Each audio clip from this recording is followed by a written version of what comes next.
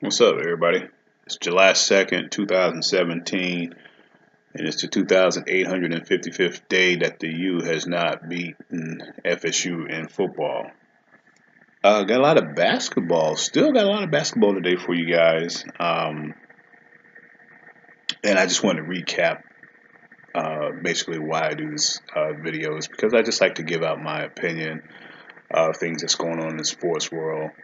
And I think a lot of times, we society's been so trained to just, just take in what the media feeds you and whomever else. And so I like to think that sometimes I think outside the box. So I'm trying to think outside the box, or at least talk about things that aren't always mentioned in reference to certain things that are happening in the sports world. So just also just give it my own opinion, try to get my own 15 minutes of fame just like everybody else, and uh, um, try to give my opinion on what I think is going on just like everybody else. Everybody has a voice and they want to give it some time. So um I like sports, so I'm spending my time talking about it.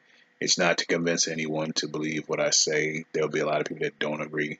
There are a lot of people that won't like what I have to say, and that's fine. I'm just here to give my opinion, and at the end of the day, it's just a different viewpoint. And if you like it, you like it. If you don't, okay. So, just wanted to recap what this is all about. I'm not necessarily looking forward to materializing into something. I just like giving my opinion. I like talking, so it is what it is. Anyway, we got a few things to talk about today. First thing I want to talk about is the Manny Pacquiao fight last night versus Jeff Horn. You know, it's amazing how humans can see the same thing and see it two different ways. Um, and I can't say that what I saw was correct or what anybody else saw was not correct. In my opinion, I thought Pacquiao won the fight. It was messy early on. The first four rounds, it seemed like the strategy of Horn was just to make it a little sloppy, a little messy.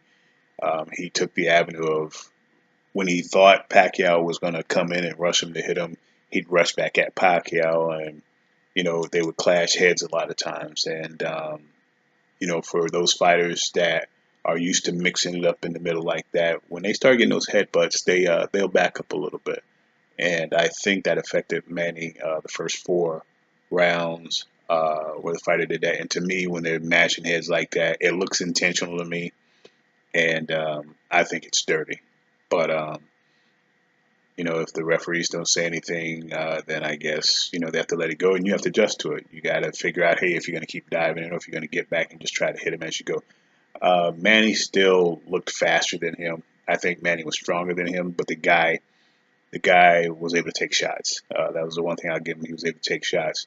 But what happened, I think his experience took a toll on him, or his lack of experience took a toll on him. Round five, I thought Manny could get him, and I think 35-year-old Manny Pacquiao would have beaten him. Manny's 38 now, and he's been through a lot of fights, especially those Marquez fights that he had, and I think that made a difference.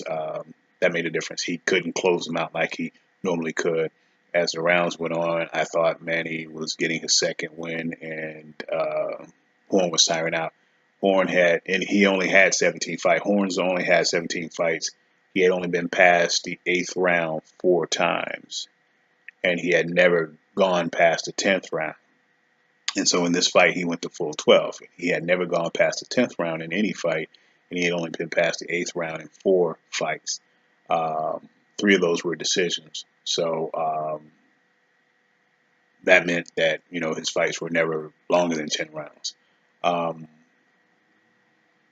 in the 10th round, man, he had him and couldn't close him. He had him dead to rights, beating on him, and he couldn't close him out. The referee even came to Horn's corner and said, "Hey, if you don't show me something next round, I'm going to stop the fight." And Horn gave enough, and so it went to 12 rounds. Actually, went 11 rounds and 2 minutes and 52 seconds. If you notice at the end of the fight, the bell started ringing with 8 seconds left, and it did not, and it stopped the fight early. I don't know if they were trying to protect Horn from getting knocked out in 8 seconds, but they stopped the fight early. If you look at the fight, you'll see. Uh, Two of the judges had Horn winning 117 to 111, I think it was, and then the other one had him winning 115, 113. I didn't record the fight, so I can't look at it again to see how they come up with that. At the max, I would might have given him 5 rounds, so he still would have lost 7 rounds to 5, which would have been the 115, 113 for Pacquiao. Um, at the minimum, I would have given him 3 rounds. So it's odd. Like I said, I would have seen the reverse of what the referees gave him. So I thought that was surprising. Um, first thing everybody wants to yell out, Manny should retire. Nah, he had this guy beat, and Manny's not going to stop fighting. That's the other thing. But it's clear that he is slower. 38 years old. He's fought 67 fights. He's been in some brawls, some great brawls, some great matches, and your motor skills are going to slow down. And Manny hadn't fought since December, I think it was, and Horn hadn't fought since November. And so, or it was the opposite. I think Manny didn't fight in November and Horn in December. So the thing is that Manny was I think Manny was rusty, but I also think he is older because he couldn't close him out like he wanted to, or like he used to. And Horn just got lucky. And so it's boxing. You roll the dice when you're dealing with boxing. You never know what the officials are looking at, what they see, and truth be told, it could be a payoff somewhere.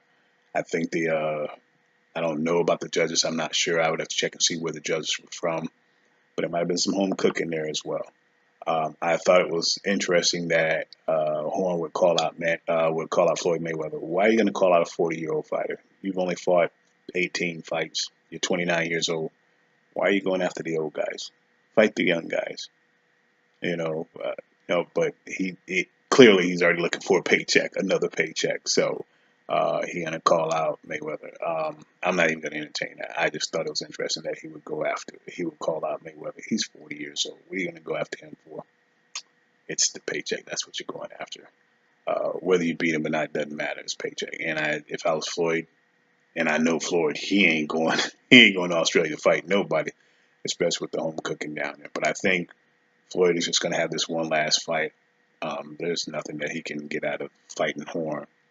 Uh, he's not going to get 9 digits fighting Horn like he's going to get fighting McGregor. So that's that. So boxing, the bad part of boxing rears its ugly head.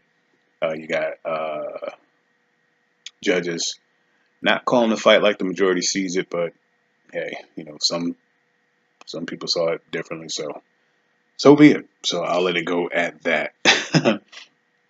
um, Wimbledon starts tomorrow. Tennis, if you're a tennis fan, starts tomorrow. I think Andy Murray is the 1 seed for the men's, and Kvitova is for the women's seed. Hopefully I'm right. #1 for the women's side. Hopefully I'm right. Nevertheless, I think the field is kind of wide open for the ladies. There's no Serena. Um, Sorry if you're a Venus fan. I don't think she's going to make it even to the semifinals. Uh, but it'll be interesting nonetheless to see the men's field. The top four are the top four in the game. You got Federer, you got Murray, you got Nadal, and you got Djokovic. I think Djokovic, until he gets his mind right, he's not going to be there. Federer, you got to count on him being there. Nadal, this ain't his surface. Um, I don't have him favored to win it. There's a very good chance that Federer could be playing Murray in the championship, and so that could be a toss up there. Federer likes winning in Wimbledon. He's rested. He didn't play in the French, and he didn't do any clay court tournaments. And Murray just likes Wimbledon. So now that he's won, he has a chance to repeat, and he'd be the first Englishman to repeat since the 1930s. So that'll be interesting there. So Wimbledon starts tomorrow. So if you want to get your tennis on, you can do that. The last thing before basketball, I think I'm looking at my list here, making sure I mention anything else. Oh, Justin Verlander in baseball. Justin Verlander, his 331 game streak of at least a strikeout ended in this game, ended today. That was the sixth longest streak of all time, where he's gotten at least one strikeout in every game. He went 3 innings today, but did not survive, and so that streak is over. I thought that was an interesting streak to mention. I thought it would have been longer, but hell, 331 games is a pretty long time. That's almost 3 seasons, or that's over 2 seasons, so that's pretty good. And it lets you know just how hard it is to do that. Uh, just 2 seasons right there, and you know, that's tough to do. The All Star game starters for baseball came out today. I'm only going to mention one because he represents my team. Mike Trout is on the roster for the All Star game. I think he will play in it. He has been rehabbing from I think a thumb injury, and he is now at a single A Inland Empire for the Angels down there getting some BPN, getting some at bats in, and if all goes well, he might return sometime later this week. But nevertheless, the All Star players are out there. Um, let's see what else. The last thing before we get to basketball, I want to talk a little bit about the NCAA is thinking about modifying their transfer policy concerning players that want to transfer to different schools. And this is really affected on the basketball and the football end. Um, Anybody, if you've paid attention, basketball and football are the only ones that really have the limits that they have concerning transfers. The other sports, they can pretty much come and go as they please. I thought that was interesting that the NCAA didn't have it apply to all sports, but that tells you about the NCAA just wanting to protect their bottom line. It's pretty sad, number one, that they're doing it for that reason. And then the other thing is that it's pretty sad that they're allowing coaches to just jump whenever they want to, but the players can't do it. And so my whole opinion is these players should be able to transfer wherever they want to. Um, I would even at even if I had to make any kind of modification to it, maybe not let them transfer within the conference. And I know you're saying, "Oh, that's not right. That's not right." But we know that coaches and recruiters, they do things to try to get these players. They say and do what they got to do. And my opinion is that uh, if you're in the conference, you're definitely trying to pull them away from another team. And I think if you can talk to them and try to get them to transfer, I'm not sure that's fair. I'm not sure how you regulate it, but I feel like they should be able to transfer where they want to. But if I had to put any kind of limit, just don't let them transfer interconference. Outside of that, they can go wherever they want to go. But um, you know, nothing etched in stone on about what they want to do. But I thought that was interesting that they didn't have that in place. Um, they're also even looking at trying to change the graduate rules, trying to make them sit out a year, telling them they want to get them acclimated with the campus. They don't need to be acclimated with the campus. They graduated. They did everything you asked them to do. They graduated. You should just let them go wherever they want to go. Now, from a graduate standpoint, yeah, you should let them go where they want to go. When a guy just does his freshman year and he wants to transfer, um, you know, I can look at it. There could be possible influence on why they may want to go somewhere else, especially if it's inter conference or even interstate. But when they graduate, they should be able to go wherever they want to go. So the NCAA, it's so simple to fix, but they don't want to fix it, and it's pretty sad that uh, all those people up there and they're college educated and they don't know how to handle colleges. So hopefully they get it right. Just let them go wherever they want to go. Um, you got enough restrictions on them already. Why don't you let up and do the right thing? So get it together, NCAA. On to basketball. A lot of basketball news, at least a lot of informative news. Andre Iguodala re-signs with the Golden State Warriors, 3 years, 48 million at 16 million a year. I had no doubt that he was gonna leave. I had no doubt that he was gonna leave. I thought he was no that he was gonna stay. I knew he was gonna stay, and he did. Now I'm actually surprised that the Warriors paid him that 16 million a year because you got him now. You kept Livingston. Now you're gonna be looking at, well, what are you gonna do about your bigs? Are you gonna keep McGee? I know you're not keeping Jaja, but you're going to keep McGee. What are you going to do? What are you going to pay him? I think they are going to be willing to pay a luxury tax in order to keep those guys, but that's what they're going to do. And then you still got to pay Kevin Durant, and I assume that they'll be paying Kevin at least 20 something million. He can take 3% less than what he made this year, so that puts him around maybe 23 million. I think it is 22, 23 million. Um, so I think they're going to be okay with paying that luxury tax. Um, because they've kept Iguodala. That's who I thought they weren't going to keep because he had the highest contract of the non-starters, and they're actually paying him more. So Golden State has a plan, and they're putting it in motion, and that's a big keep for them along with Livingston. So that's going to be pretty interesting. As a matter of fact, the other big keep was the I told you about David West is going to sign for the veterans minimum to stay with them as well. Golden State making moves and they're getting it done. They said they could do it, and they're doing it. Taj Gibson signs with the Timberwolves, 2 years, 28 million. That's 14 million a year. He is leaving Oklahoma City, and he's going to the Timberwolves, going back to his old coach as well, Tom Thibodeau. And so Minnesota making moves. Minnesota's making moves. Look out for those guys. Um, and Tom Thibodeau can coach with the best of them. It's going to be interesting. So look out for them. Big pickup there for the T Wolves. They get a defensive guy and a guy who can score when he needs to. And these guys going all in, at least for the next year or two. Minnesota is good with that. Serge Ibaka re-signs with the Toronto Raptors, 3 years, 65 million. 3 years, 65 million. That's 21.6 million a year. Serge Ibaka.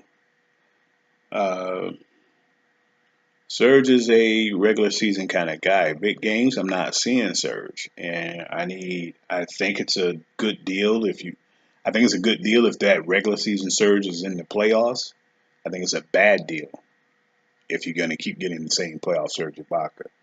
His numbers go down in the big games. His shooting percentage 48%, and normally Serge shoots in the 60% range, and that's from the field. Uh, and his rebounds go down. It went down in the last series versus Cleveland. So he seemed a little fish out of like a fish out of water against Cleveland and in the playoffs. And I think that's from Lowry and DeRozan kind of taking over a little bit. You gotta kind of mix it in with the bigs. You got to get those guys their touches, or they'll just be out there looking around. And if Serge's shooting percentage and his rebounds going down, then he's kind of irrelevant. And therefore, it'd be hard for me to justify 21.6 million a year for a guy who can be irrelevant come playoff time. But hopefully, it all works out. Toronto is going all in to get it done. How do we know they're going all in? Kyle Lowry re-signs with them as well, 3 years, 100 million. That's 33.33333333 million a year to stay with the Raptors. He had 100 million reasons to stay with the Raptors. Uh, and part of that is nobody was going to give Kyle 33 million. At least I didn't believe nobody would. He didn't look good in the playoffs. He didn't look good in the playoffs. I don't know if he had an injury or I think he had a previous injury. I don't know if it was still bothering him. But to me, Kyle Lowry is not worth 33 million a year. Now I understand with the salary caps and I mean the salary payrolls that you can have now, but I think Kyle realized he wasn't going to get 33 million a year somewhere else. Even though people were talking about it, I think the teams that probably could have offered it to him got their point guards. Houston got Chris Paul. Um, San Antonio wasn't going to pay him 33 million. You're talking about elite teams that needed point guards. That was it. And so Kyle is where he can stay. Toronto's going all in. They got him, DeRozan. They kept Ibaka. So it's going to be interesting to see how that works out, and hopefully it works out there for them with all the good players going to the Western Conference, and Cleveland not sure about what they're doing. Boston really hasn't done anything yet. Toronto could make another run for it, and get to that conference finals because a lot of shit moving and shaking still got to be done in the Eastern Conference. Speaking of the Cavs, they re-signed Kyle Korver, 3 years, 22 million. That's seven and a third or 7.3 million a year. I just need Kyle Korver to show up in the playoffs, and I mean in the finals. He was MIA. He's got to do better than that. He's got to make those shots. That's what they're paying him for, and they're paying him even more for it. So the Cavs are rolling the dice. Hopefully, they can get it done. Speaking of LeBron, he was, he was talking a little, tongue in cheek, but he was saying, why are there limits or limits on how much a player can make in the NBA? Because he was talking in reference to Steph Curry making 200 million for the 5 years, and he was like, Steph should make 400 mil. Well, he probably should make 400 mil, but I'm sure LeBron knows this. But the NBA has salary caps on it because you got to help the owners be smart. And if there were no limits, then small market teams like Memphis, Minnesota, and San Antonio, uh, they wouldn't keep teams very long because all the high markets where the owners got a little bit more money and in a bigger high exposure market, they're going to buy up all the players. You have 8 teams in the league, just in the big markets. So, you know, that's part of the reason why they do it. Just in case you didn't know, that's why they do it. Um, so you want to, think about that in that particular situation. Um, and then also, if you didn't put limits, somebody would be dumb enough to pay them, whatever max, and then they don't have much of a team after that. I mean, teams struggle with that right now, balancing out money. So, but I get what he's saying in the sense that, oh, he's worth more, but uh, you know, it's smart for somebody to put some limits on some of the stuff that's going on. Otherwise, you don't have much of a team. You don't have a lot of teams. You don't have much of a league. Um, what's next? The Rockets. The Rockets continue to wheel and deal. They add PJ Tucker for 4 years, 32 million. PJ Tucker declined the Raptors offer of 3 years, 33 million. So that was 11 million a year they're going to give him. He doesn't see exactly what I don't see. I don't see the Toronto getting over the hump. If Cleveland puts out a decent enough team, and if Cleveland puts out a decent enough team, they can't beat them. Uh, I don't think they can beat Boston if Boston adds Gordon Hayward. So Toronto, and I still think Lowry's streaky. So PJ Tucker says, I'm going to go where I think I got a better shot. And why not? Houston, he still gets 8 million a year instead of 11 million a year, but 11 million is only 3 years. He's getting almost the same amount of money, just longer to do it. And I think he's fine with that. But from a potential standpoint, it was a good move for him. Great move for the Rockets to get him for just 8 million a year. Raptors, that could be a big piece of the puzzle missing, and that's why they may have a hard time getting where they need to get to. Speaking of the Rockets as well, Nene finally re-signed 3 years, 11 million after the NBA voided his 4 year, $15 million deal. They said he couldn't do it because that fourth year would be after his 38th birthday, and they have an age clause where you can't do a 4 year contract into your 38th year. So that's how that goes. I mentioned the Celtics. They waived Tyler Zeller today to save themselves 8 million. 8 million. So they're making room for something. So they're really going hard after Gordon Hayward. We'll see what happens, but we will understand that. We will find out about that. Real quick, I just saw news that Paul Millsap has signed a $90 million deal with the Denver Nuggets. Paul Millsap has made no bones about the fact that he ain't trying to win nothing. He's trying to get paid. Paul Millsap, you ain't winning nothing with the Nuggets. Congratulations on your money. And if they're signing Millsap, Danilo Gallinari is probably going to be gone somewhere else. But Paul Millsap said, "Let me get this money, 90 million with the Nuggets. I'll probably have more on that tomorrow." But everybody's looking at trying to get Paul Millsap. Paul Millsap said, "Nah, if you ain't giving me the money, I ain't going." I think that Millsap deal is for 4 years. I think it is. That would be 25 million. I mean, no, that would be 22.5 million a year. It ain't. Paul Millsap said, "I ain't having it." But I have more on that tomorrow. The Spurs offered Jonathan Simmons a $9 million a year contract. Don't know how long, and we don't know if he's going to accept the $9 million. It's probably still a lot less than what he could get on the market. But hopefully, he likes playing for the Spurs enough, and the Spurs say, "Hey, we got a plan for you down the line." And you sign with. I say sign him to. If you're gonna do $9 million, do 3 years, and that way, if he still balls out, you give him some real money in 3 years. I wouldn't do 1 or 2 years. You don't want him to have temporary. You don't want to deal with this problem next year or the year after. Nick Young, Swaggy P, is a potential candidate to use the part of the Warriors' $5.2 million exception. It could be something. It could be something. We'll see. We'll see. Don't know about that, but we'll see.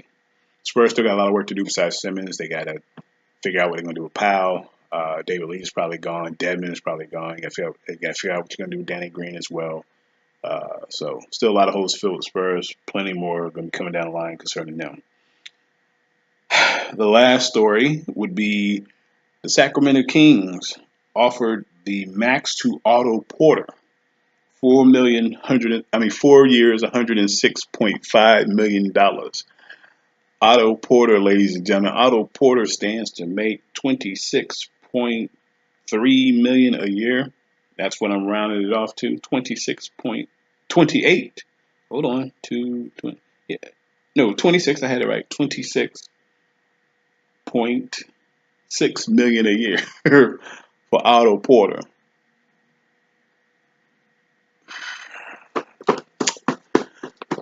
It's a great day to be a basketball player, ain't it?